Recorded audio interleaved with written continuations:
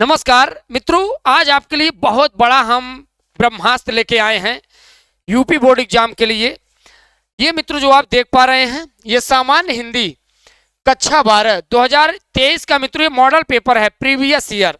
अक्सर आपके मन में विचार आता है कि हमें कोई 2023 का प्रीवियस ईयर पेपर मिल जाए और कोई हमें ये समझा दे आखिर में ये क्वेश्चन पूछेंगे कैसे, पूछा कहाँ से जाएगा। तो आज आपकी हम पूरी समस्या सॉल्व कर देंगे। और मित्रों आज आपके लिए हम बहुत ही इम्पोर्टेंट टॉपिक बताने वाले हैं जो एसकेएम स्टडी मित्रों टीम आपके लिए बहुत बड़ा ब्रह्मास्त्र लेके आई हुई है। और वो मित्रों ब्रह्मास्त्र है क्या, जरा आप ध्यान दीजिए। वो मित्रों जो ब्रह्मास्त्र है 5 इयर्स प्रीवियस ईयर पेपर मिल जाएंगे और उस पेपर के साथ साथ सॉल्यूशन। और दूसरी बात 5 इयर्स प्रीवियस ईयर पेपर जो है उस पेपर से एक और हमने 2024 का पेपर बनाया है उसका भी मित्रों सॉल्यूशन आपको मिलेगा। यानी 5 साल 2024 के पिछले 5 साल यानी 23, 22, 21, 20, 19 से लेकर पूरा 24 तक मित्रों 24 में एग्जाम होगा ना, 24 का भी आपको पेपर मिलेगा। और पेपर के साथ साथ मित्रों सॉल्यूशन मिलेगा। वो भी कितने भैया, 5 सब्जेक्ट के मिलेंगे। और 5 सब्जेक्ट मित्रों ये पूरा ब्रह्मास्त्र है। इसे आप जब खरीदते हैं तो आपको होगा क्या, आपको पूरा टेक्निक पता चलेगा भैया क्वेश्चन पूछा जाएगा कहाँ से। दूसरी बात आपको पूरा ये फार्मूला पता चल जाएगा।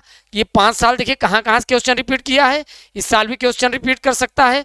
ऐसे बहुत से दूसरी टेक्निक पता चल जाएगा। आपको कितने वर्ड में लिखना है ये सोल्यूशन के साथ पता चल जाएगा। और आपको परचेस कहाँ से करना है, इस नंबर 7992087382 आप इस नंबर से मित्रों संपर्क करके आप इस ब्रह्मास्त्र को 5 subject Hindi, English, math, physics, chemistry, biology ये पूरे 5-6 सब्जेक्ट आप खरीद सकते हैं। पूरा ब्रह्मास्त्र है सर, 95% ले आइए, कोई रोक नहीं सकता।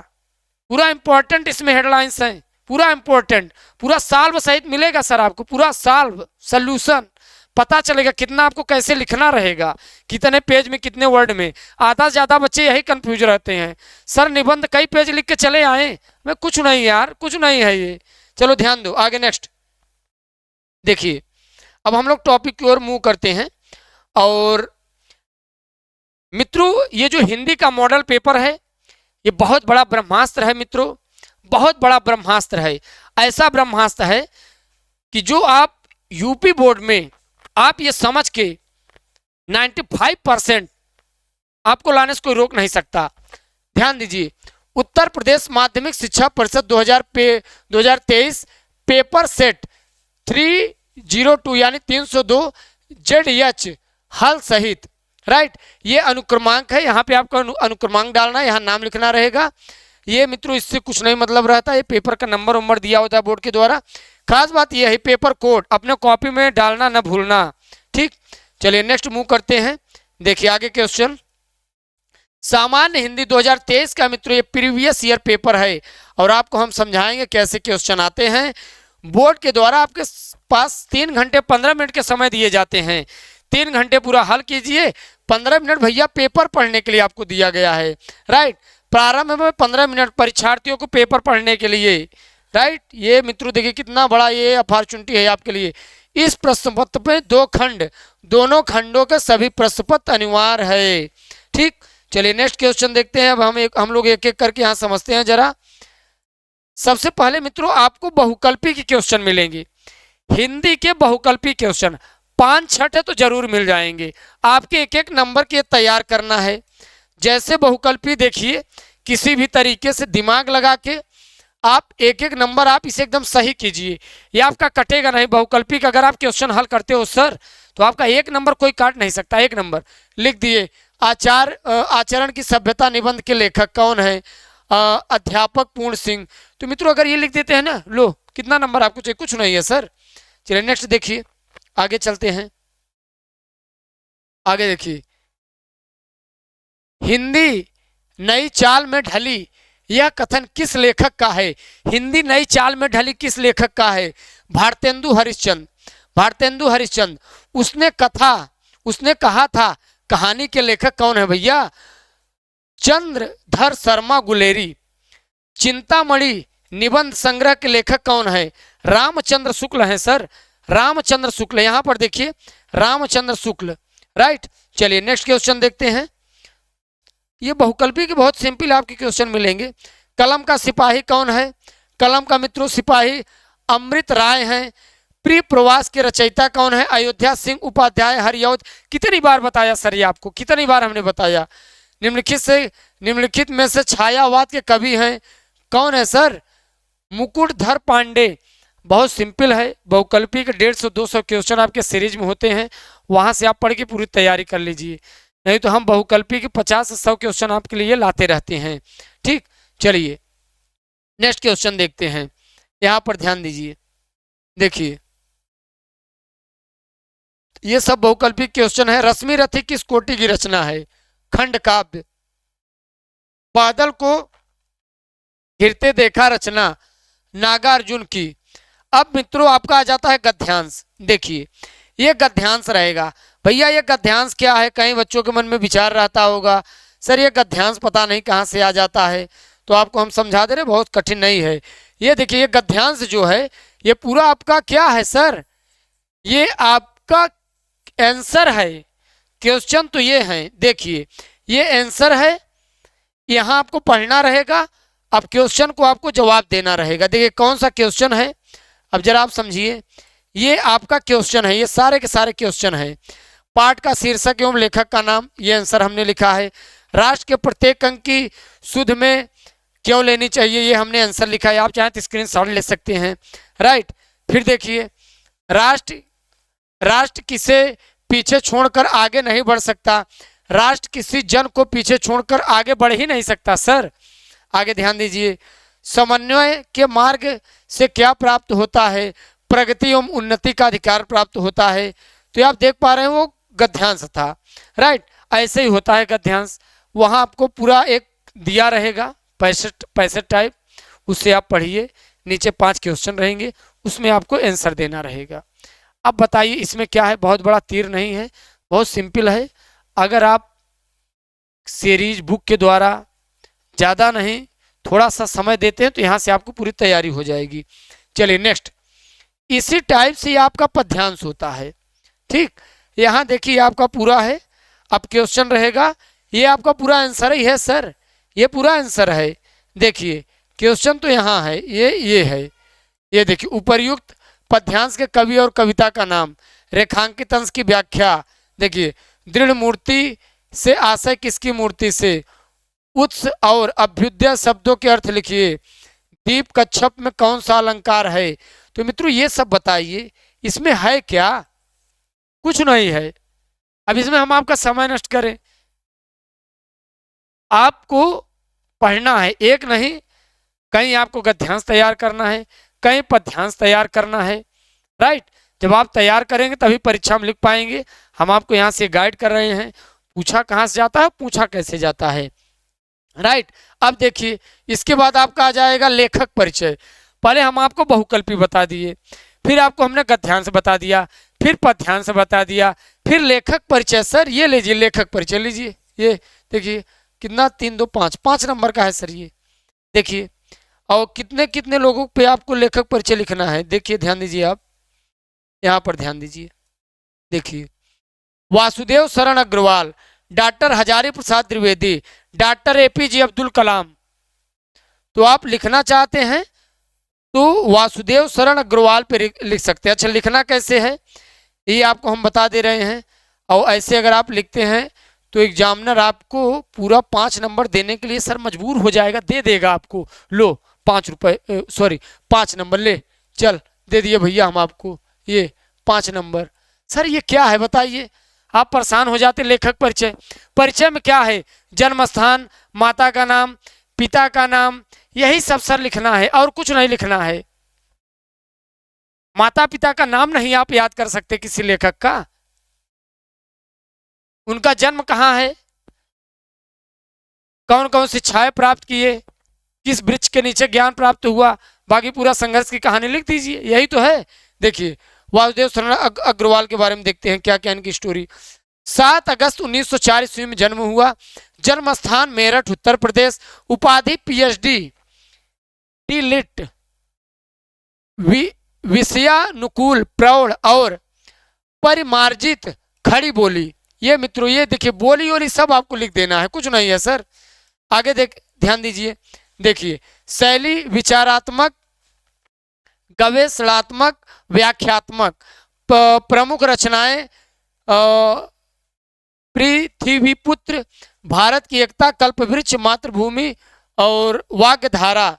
मृत्यु हो गई इनकी देखिए 27 जुलाई 1967 में। और कितना जिए रहे होंगे, ज़्यादा नहीं 63 साल जिए थे बस। साहित्य में स्थान निबंधकार, टीकाकार, साहित्य ग्रंथों के कुशल संपादक, ये सब रहे।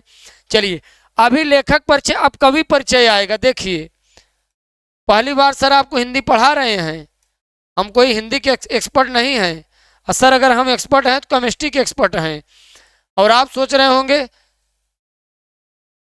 देखिए सर देखिए हमने कहा ना आपको कवि परिचय आ जाएगा। देखिए अब बताइए, पहली बार हिंदी का पेपर पढ़ रहे हैं सर। 2015 में कक्षा 12वीं का एग्जाम दिए थे, तब से आज पहली बार याद था हमें। लेखक परिचय के बाद कवि परिचय आता है। आप भी परीक्षा देंगे तो याद हो जाएगा। यहाँ भी 5 नंबर आप डन करके आएंगे, कुछ नहीं करना है, बस यही 5 यहीं तैयार कर लीजिए। 5 अयोध्या सिंह उपाध्याय, जयशंकर प्रसाद, सच्चिदानंद, हीरानंद, वात्स्यन गे। तो आप जयशंकर प्रसाद पे लिख दीजिए। क्या लिखना है, कुछ नहीं, ध्यान दीजिए। देखिए क्या लिखना है, जन्म स्थान, देखिए यही सब लिखना रहेगा। जन्म स्थान जन्म स्थान काशी में जन्मे थे भैया ये। देखिए जन्म 30/1/1889 यानी 30 तारीख और जनवरी 30 जनवरी और 1889। जन्म स्थान काशी। पिता का नाम देवी प्रसाद, राइट, बहुत सिंपल नाम। यहाँ पर देखिए छायावाद के प्रवर्तक, लेखन विद्या, काव्य नाटक, उपन्यास, निबंध, भाषा, संस्कृत निष्ठ, खड़ी बोली, शैली, प्रबंध, काव्य, मुक्तक। प्रमुख रचनाएं कामायनी, आंसू, लहर, झरना, चित्तधारा, कानन, कुसुम, प्रेम पथिक। मृत्यु हो गई इनकी। ये देखिए सर, समझने वाली बात है। जनवरी में जन्मे थे और जनवरी में ही मृत्यु हो गई। देखिए महान पुरुष इन्हीं कहा जाता है।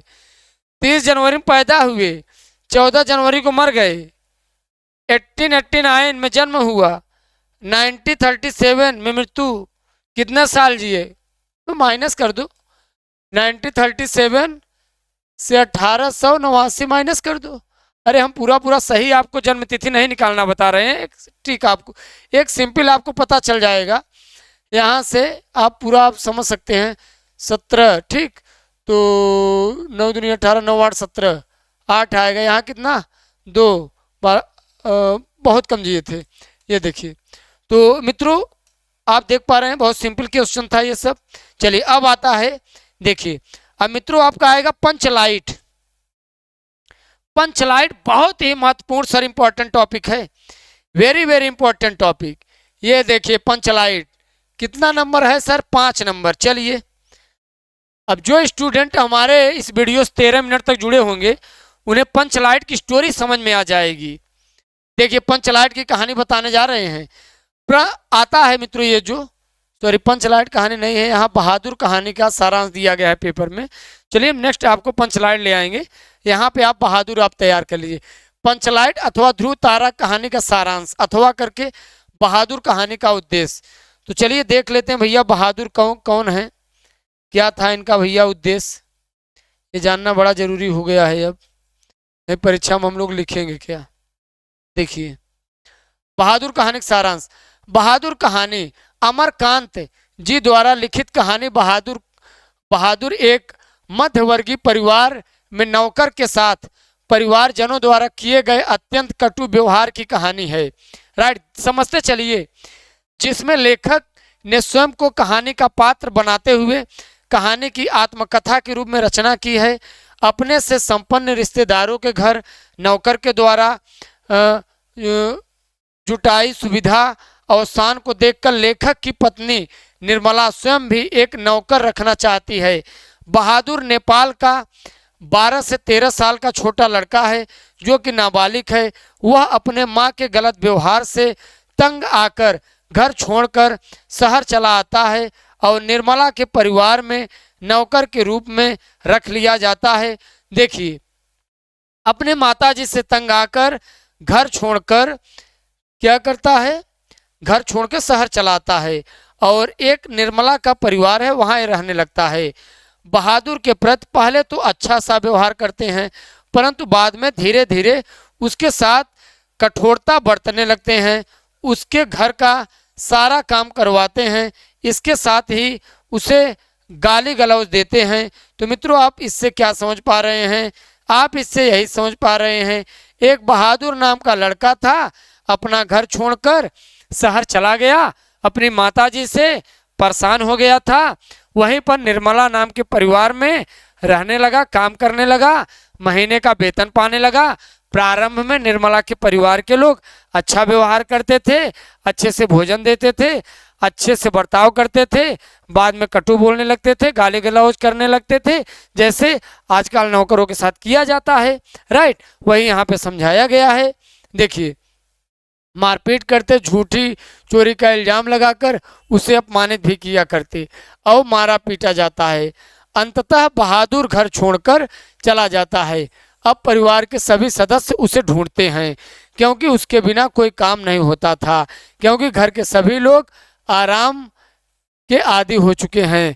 बहादुर की उपयोगिता देखकर सभी अब अपना घरेलू काम करने से घबराते हैं। मित्रों, इससे यह सीख मिल रही है कि किसी पर आपको आश्रित नहीं होना चाहिए। जैसे निर्मला के परिवार के लोग बहादुर पे आश्रित हो गए, बहादुर भाग गया, काम बंद हो गया। राइट, आगे देखिए, बहादुर के घर छोड़कर जाने पर वे सभी पश्चाताप करते हैं और अच्छा व्यवहार करने को सोचते हैं, परंतु एक कविता कही गई है कि अब पछतावे होत क्या जब चिड़िया चुग गई खेत। ये देखिए कितना बढ़िया कहानी। अर्थात अब पछताने का कोई लाभ नहीं होगा, अब बहादुर तो जा चुका है भैया, अब काम हम ही लोगों को करना है, अब हम ही लोगों को पूरा काम करना है, हमारा कोई वेतन भी नहीं लेगा, हमारा पूरा पैसा बच जाएगा और काम भी करना पड़ेगा अपने से। तो ये पूरा इसमें स्टोरी लिखा गया है। नेक्स्ट, स्वपठित खंड काव्य का ये मित्रों खंड का मुक्त अग्र पूजा रश्मि रथी आलोक वृत्त पे आता है। आप जिस शहर के हो सीरीज में देख लीजिएगा, हर शहर के अनुसार ये होता है। जैसे भैया हम प्रयागराज से हैं तो प्रयागराज में अलग होता है, यहाँ प्रयागराज में ज़्यादातर आलोक वृत्त चलता है। ठीक, आप जिस शहर में हो, लखनऊ में हो, आप देख लीजिएगा वहाँ क्या है, क्या चलेगा। बाकी ये सब क्वेश्चन देखिए संस्कृत में किए गए संदर्भ में अनुवाद करना है, अनुवाद नहीं कर सकते सर, ये कुछ नहीं है, अनुवाद बहुत सरल है। निम्नलिखित में किसी एक निम्नलिखित मुहावरों में किसी एक अर्थ का मुहावरा लिख के वाक्य प्रयोग कीजिए। तो यहाँ पे सर मुहावरा लिखना है। राइट, जले पर नमक छिड़कना, आँख का तारा होना, जले पर आँख का तारा होना, अत्यंत प्रिय होना। ठीक, बहुत सरल है, अत्यंत प्रिय होना। राकेश अपने घर में अकेला बेटा होने के कारण अपने माता पिता के आँख का तारा था। ये देखिए, आगे देखिए, सही अर्थ चयन करना है, शब्द युग्मों का अर्थ चयन करके आपको लिखना रहेगा। 2 नंबर है सर, ये 2 नंबर, देखिए 2 नंबर सही अर्थ का चयन करना है। राइट, चलिए नेक्स्ट क्वेश्चन देखिए।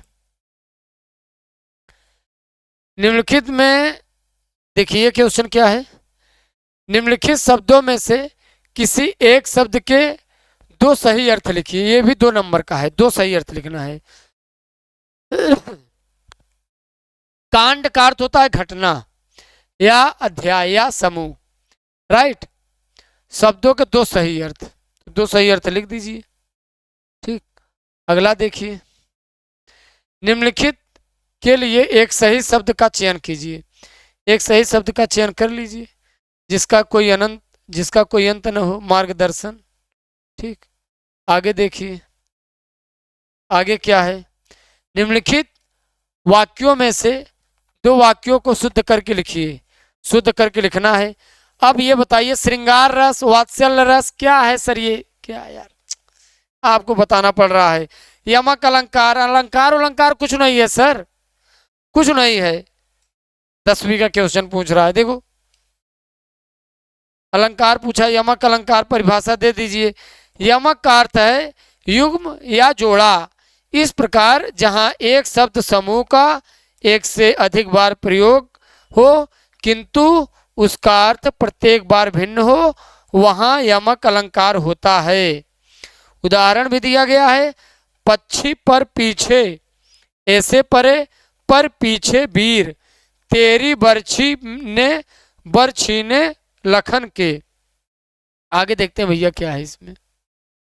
देखिए आगे कुछ नहीं है। चौपाई छंद, सोरठा छंद बताइए। चौपाई छंद, चौपाई सब मात्रिक छंद है, इसमें 4 चरण होते हैं और प्रत्येक चरण में 16-16 मात्राएं हैं। यही सब लिख दीजिए। शिक्षा ऋण प्राप्त करने के लिए देखिए बहुत इंपॉर्टेंट मित्रों, देखिए ये 6 नंबर का है, ये 6 नंबर, इसे तो आपको तैयार करके जाना है। बैंक प्रबंधक पे आप आवेदन पत्र दीजिए, चाहे शिक्षा पर या ऋण उण जो ले रहे हैं उस पर जो बकाया राशि होता है आपको पूरा लिख के जाना है। देखिए यहाँ पर, देखिए यहाँ पे एसकेएम स्टडी ने पूरा सल्यूशन भी दे रखा है। देखिए उत्तर प्रदेश सेवा में भारतीय स्टेट बैंक प्रबंधक प्रयागराज उत्तर प्रदेश, विषय शिक्षा ऋण प्राप्त करने के लिए। शिक्षा ऋण भैया कुछ पैसा दे तो हम पढ़ाई कर लें।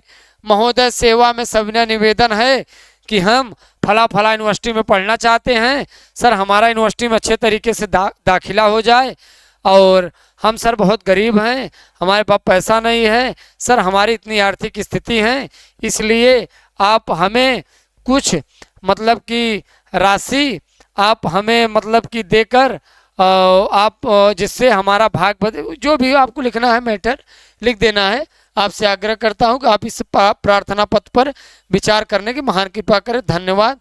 आपको यहाँ पर अपना नाम उम लिखना है, यहाँ दिनांक वगैरह डाल देना है। राइट, चलिए आगे देखते हैं क्या आता है सर। अपनी भाषा शैली का निबंध, लास्ट पॉइंट ये देखिए 9 नंबर का है निबंध, पर्यावरण संरक्षण। सर पर्यावरण के बारे में जितनी कहानियां सब लिख दीजिए। महामारियों के संबंध में जागरूकता, मेरे प्रिय उपन्यासकार, भारतीय कृषकों की समस्या एवं समाधान, विद्यार्थियों में अनुशासन का महत्व, ये सब कुछ नहीं है सर, कुछ नहीं है।